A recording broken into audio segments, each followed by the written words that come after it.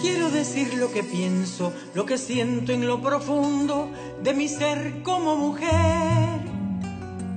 Quiero decir lo que muchas de mis abuelas callaron, o las que fueron calladas por querer la libertad. ¿Cuántos años han pasado de desigualdad perversa en la casa, en el trabajo y en la cama sin placer?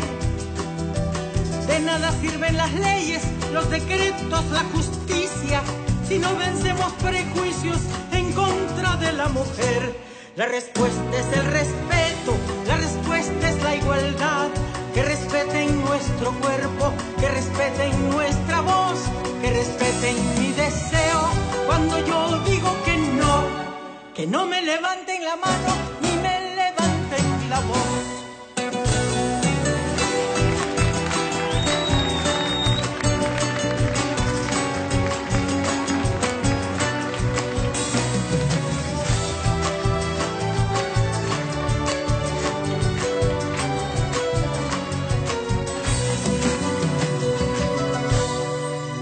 Parido los hijos que los demás han querido con temor al porvenir.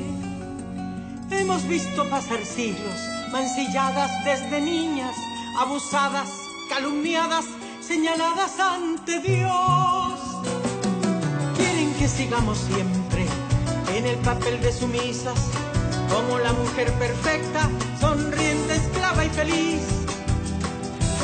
De la escoba a la cocina, de la cocina a la plancha, sin horario ni salario, maltratada es la mujer. La respuesta es el respeto, la respuesta es la igualdad. Que respeten nuestro cuerpo, que respeten nuestra voz, que respeten mi deseo. Cuando yo digo que no me levanten la mano ni me levanten la voz. La respuesta es el respeto, la respuesta es la igualdad.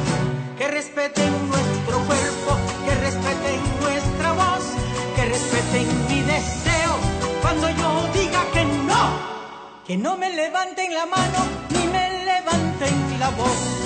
Exijo que el mundo cumpla mis derechos de mujer.